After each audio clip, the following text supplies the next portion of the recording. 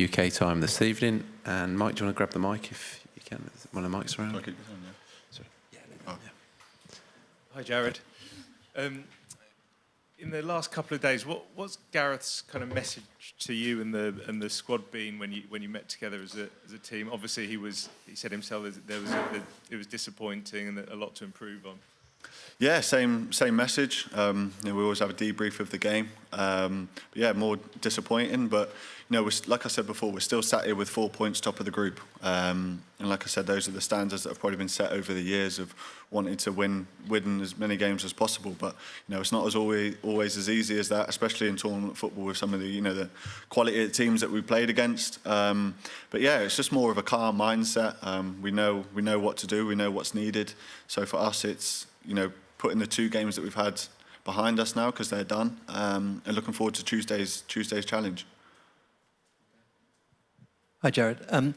You won a European trophy last year under a manager who a lot of your own fans were saying was negative tactically. Now you're in the same position where Gareth's getting a lot of flack for being tactically negative. Are either of those 2 managers negative? Do they ever tell you to sit back on 1-0 leads and all this kind of narrative we keep hearing from ex-players and stuff on telly? No, and again, it's that other part of the footballing world that football's a game of opinions, and there's got to speak about the England game, and I get it, but as both managers that I've had really have been really solid without the ball, and I think that's the best thing because don't concede the goals with the quality that talking from West Ham level and here as well that you have, you can win the games.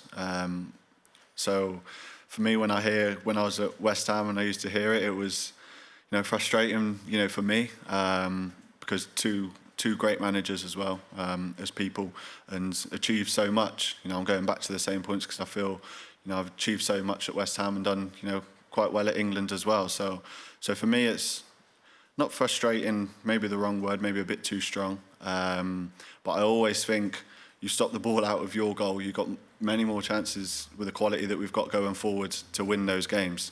So I don't think there's no harm in that.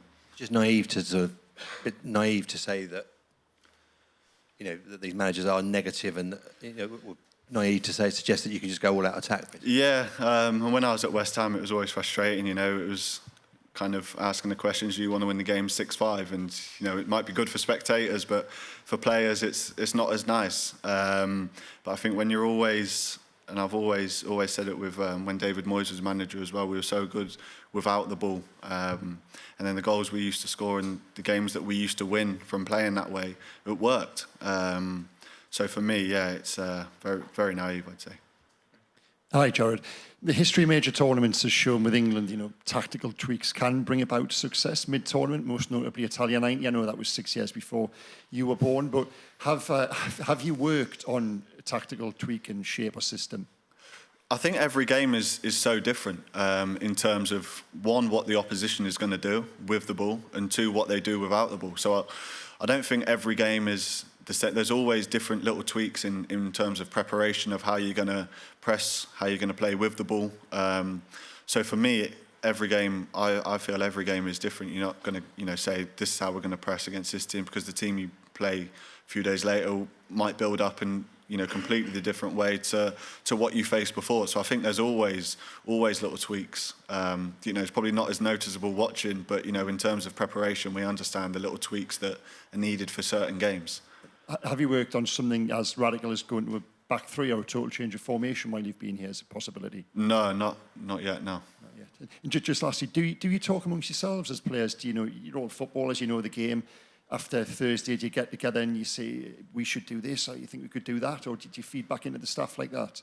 Yeah, no, I think it's always important to have those conversations, especially for one when you don't win a game. You always want to win the game, so you always think, what could we have done differently, or what did we do well, or what did we not do so well in? And that's when I spoke about the debrief. We'll all sit down, have a chat about it, see what went well, see what went wrong, have a chat together, and on the training pitch, work on those things that we think didn't go so well. But of course, if it works with the game plan leading into the next opposition, you don't want to change something that has got no relevance to the next opposition. So yeah, there's always conversations about it because we always want to improve, always want to be better. Okay, we'll go Malik next, then Andy, Jacob. Hi, Jarrod. Just going back to that situation at West Ham, where even when you're flying on a great run in Europe or whatever, people are still angry about the style of play. Has that experience of going through that over the last few years made it easier to kind of put the criticism of the last week or so in a bit of perspective? Yeah, but again, I think it's what you want to get caught up in and what you want to read and what you want to hear. When I was at West Ham, it was the same thing of, of course you see it, but, there's only so much you want to read into before, one, you either end up replying or saying something that, you don't want to say. So for me, it's, you controlling what you want to see. You can control, because it can affect kind of your mood and can kind of put a negative spin on it when really we're sat here with, talking England now, sat here with 2 games undefeated and in a really good position. So I think, like I said, it's what you want to see, what you want to read, but we know what we have and what we can do going forward. We know we can be better, but I think always a good side, if you're not playing so well, you don't lose the game. And I always said that when we was at West Ham, when we had a couple of sticky spells, it was, if we're not playing so well, we'll make sure we don't lose the game. And I think that's a sign of a really good side, because once it all clicks, you're just going to go on to another level again. Just on an individual level, when you go from the season and those friendlies in March, even the warm-up games where it's all about your individual case, you want to be in the squad, and then very quickly you're in it and you're being sent on to try and win a game for England in a major tournament. Does that kind of require a little shift of mindset yourself? No, because going back to the question in terms of preparation, I always prepare that I'm starting a game, even if I'm not starting the game, because that's what I've done throughout my whole career.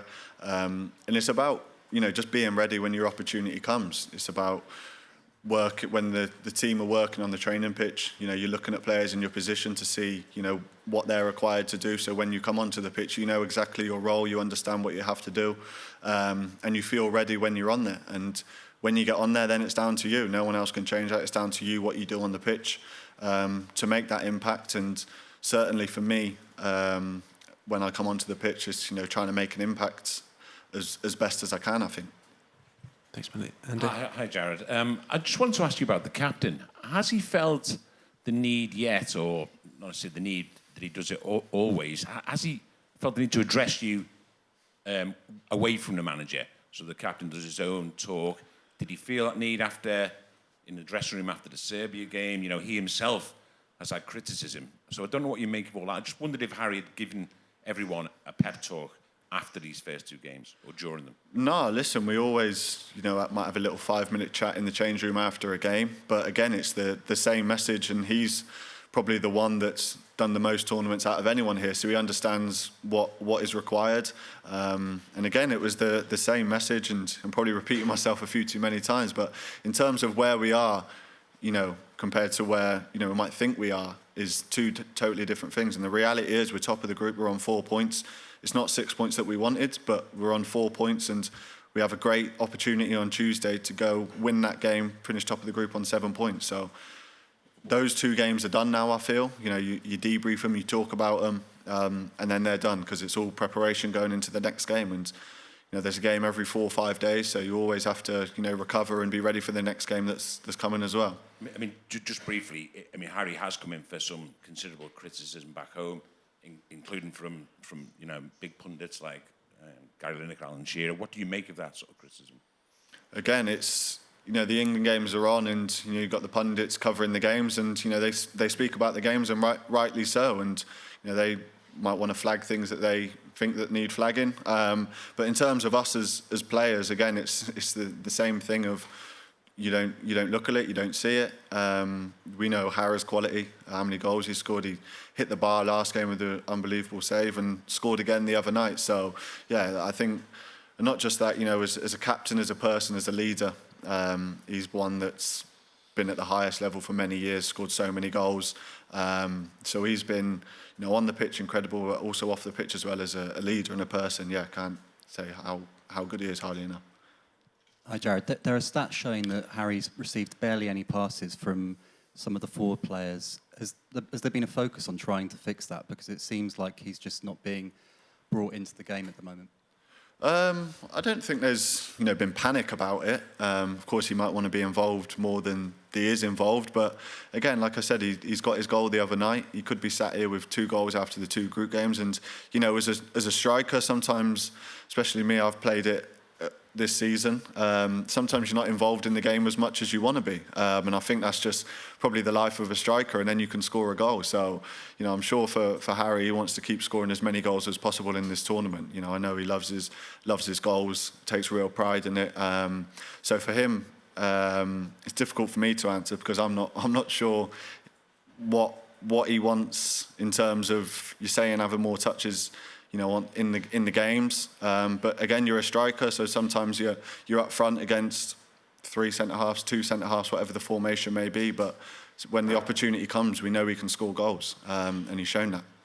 The manager as well said after the game that the team isn't in a physical condition to press at the moment. Do you feel that? Is that the case at the moment? And if it is, then how, in such a short space of time, can that be fixed? I think work on the training pitch, in terms of if you're asking how you fix that. I think it's, you know, the debriefs like we spoke about, people having conversations about what we feel, the manager speaking about it as well, and then working it on the training pitch. And, you know, like you said, it is short preparation from the games and getting the recovery right, and then preparing for the next games. But, you know, our preparation started today, you know, straight back on the grass today, ready for the game Tuesday. So, you know, we've got a lot of top players here who understand the information, who can take information on board and put it into practice for the games as well. So, you know, there's a lot of meetings and, you know, every game that we play for preparation going into it, with the ball, without the ball, and then you go out on the training pitch and do it, and we have to do that again going into Tuesday. And just finally, I know that you said that you've shut yourself off from the noise and that pundits can say what they like. Are the team aware of Gary Lineker going on his podcast and describing the performance on Thursday as shit? No, I didn't know it was as strong as that. I thought his podcast might be a little bit more PG. But no, I wasn't aware of that. Again, I only saw myself off social. I only saw when I first got into the squad, and there was a lot of, you know, eyebrows raised. So for me, that was one thing to go, right, I'm going to have a look anymore. But no, I didn't understand that he said that. But again, it's, you know, they're more than entitled to speak about the games. You know, they've played for their country, they've played at a high level, so they debrief and speak about the games. You know, it's a major competition for our country that's got everyone speaking, and yes, we know we can get to so many more better levels in terms of quality. But like I said, I think the sign of a really good side is when you're not playing as well as you know you can be, you make sure you don't lose the game. And we're sat here with 4 points. You know, there's a lot of noise, a lot of uproar, as if we're sat here 2 games with 2 defeats, sat bottom of the table. But the reality is, and if we look at pull the table up, we're top of the table. Lots of confidence going into the last group game, where, you know we need to win the game, and we look forward to that challenge on Tuesday night. Can we finish with Ewan? Last one. Hi, Jarrod. Hello, mate. I just wanted to ask about Trent, as someone who's played in a few different positions and had to adapt, like when the spotlight's on you in a big competition like the Premier League. Do you empathise with Trent and how he has to sort of learn on the job, essentially, in a really big tournament when the spotlight's on him? Yeah, but Trent's a top player, and, you know, I don't think anything phases him in terms of, you know, whether he's playing right back, left back, middle of the park. So yeah, like I said, he's a top player, and he understands what it takes to adapt to a new role, I suppose. And, you know, everyone's so close here. There's lots of conversations after games when people have done well. But like you said, he has got to adapt, and now he's playing it. And could you tell us maybe, like, what are some of the things that go into adapting to a new position that maybe people from the outside don't really understand? What, in terms of? In terms of, like, when you're moving to a new role, and maybe the sort of commentary on it is a bit simplistic. Yeah. Like, you've played all along the front. You've played in attacking midfield as well. Could you maybe talk about that? Yeah, no, I think every role requires different things. You know, if I'm predominantly a right winger, if I play on the left, it's going to be different with the way I dribble with the ball. You know, I like to dribble inside when I'm out on the right, being left-footed, and then when you're playing left wing, you're dribbling down the outside because it's your stronger foot. So little things like that can go into learning a new position. Striker, again, is obviously different.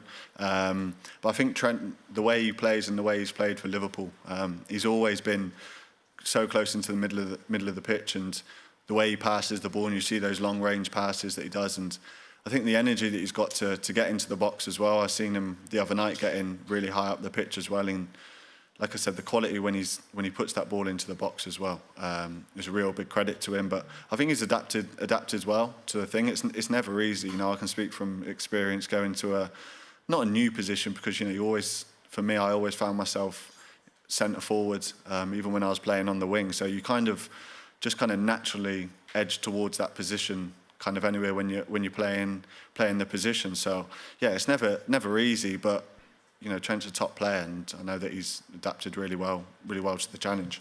Cheers, guys. We'll end it there. Thank you. Thanks very much. Thank you. Cheers.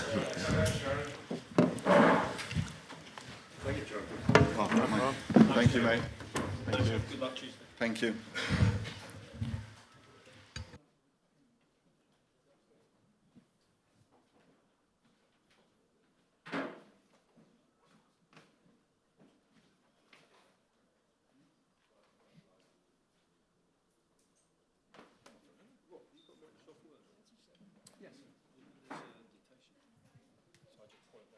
Sorry, point that.